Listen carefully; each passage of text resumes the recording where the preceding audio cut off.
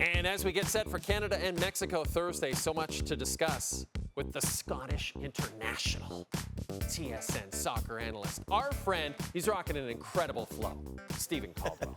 How are you? I'm good, Jay. How are you? I love these shoes, buddy. Thank you. You're looking sharp. You're looking So sharp. are you, as always. Well, this is exciting. Jesse Marsch names, first of all, the first 7, and up front, Cyle Larin gets the nod, and this is the decision that a lot of Canadian soccer fans are talking about today. Yeah. Not currently in great club form. And this is why maybe people are questioning the decision. What were your thoughts on it? Well, I think Jesse's shown that he's an incredibly loyal guy, and he wants to be loyal to the people that have played so well for him at the beginning of his tenure here as Canadian men's national team coach. And I think it's the partnership with David and Larin that gave Cyle Larin the nod. You know, international football is a little bit different. You want to be in form, but it's not essential. So I think the fact that they've got such a good partnership, Kyle's such an experienced player, and he's done the business for Jesse, more than goals or assists. He's been that target man, that hold-up guy, and he's allowed David the freedom to go and roam and play his style of game. So I was not surprised. I don't expect him to play anywhere near 90 minutes. There will be a substitution. First striker off will be Larin, but starting, I was not surprised.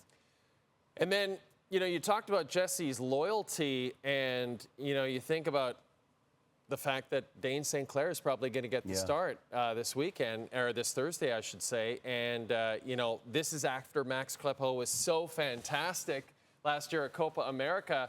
What does it say that he's going with a new face over Crepeau after everything that Crepeau did for this team? Yeah, I mean, there is that. We just talked about his loyalty when it comes to Larin, and you think maybe in some ways is he loyal to his goalkeeper, but the goalkeeper fight, the battle is different from any other position, because right from the start he said these two guys will kind of duke it out, and the player in form will play. So he's chopped and changed, and again, I'm not too surprised he's going to go with Dayne St. He's in better form club-wise, and I think he deserves a chance as well. I really believe these two goalkeepers are close with the talent levels. Like they're really next to each other.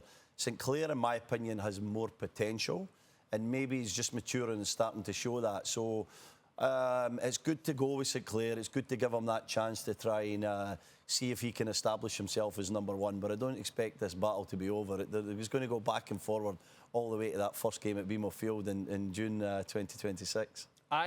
I think about the fact that earlier in the week, Canada was actually favored in this match against Mexico. And I'll tell you something, as someone who grew up in this country, the fact that we are now favored over Mexico, and now Mexico's actually a slight favorite over Canada, but the fact that we were even favored for a second over Mexico is incredible. What does that say about the growth of this program right now? It's amazing, isn't it? It shows you the confidence that this team has and the results that they've picked up. The only reason you become a favourite is because you prove you can win games, and they've done well against Mexico in recent times. And I think the fact that the odds here are chopping and changing, going back and forward, shows you how closely these teams are matched. That's why we're so excited for this game, because they're two excellent sides. I think they respect each other. They sort of respect each other's strengths, and they know that they can be hurt in the match. So they'll be well prepared by two brilliant coaches in Jesse Marsch and Javier Aguirre. And there's a lot of respect there, and there's fine margins. So when it's a game like that, every little situation matters. So Canada is going to be really precise with the game plan, how they go about it, and take their chances when they come. In these games, Jay, you've got to take your chances when they come your way, and whoever gets in that lead, I think it'll be a tight game. Whoever gets in the lead will put themselves in a very advantageous position. And, you know, if Canada were to win on Thursday and then potentially move on to Sunday to take on the United States, who we assume will be in the final after beating Costa Rica, you know, what would overall that prove to you, Stevie? Like, would it mean a lot to you? I mean, this is a new thing in a lot of people's eyes, right? The Nations League. Yeah. We don't know what to expect in terms of, you know, is this a massive thing for us to beat USA and Mexico and earn this title? What would it mean in your mind? It's enormous. These are the two most important games for Canada all the way to the World Cup. Wow. It's going to be more important than the Gold Cup, more important than any glamour friendlies that come their way. This is a competition that's sort of been establishing itself around the world in the different zones, but it's a competition the USA have won 3 times in a row.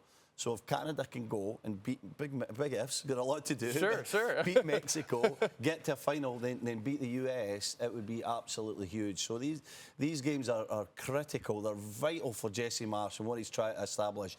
If they can get that confidence from these victories, Canada will really grow as a team, and they'll really start to think that they can do something significant at next summer's World Cup. You're getting excited. You're calling the game on Thursday. Wait. It's going to be so much fun. I can't wait.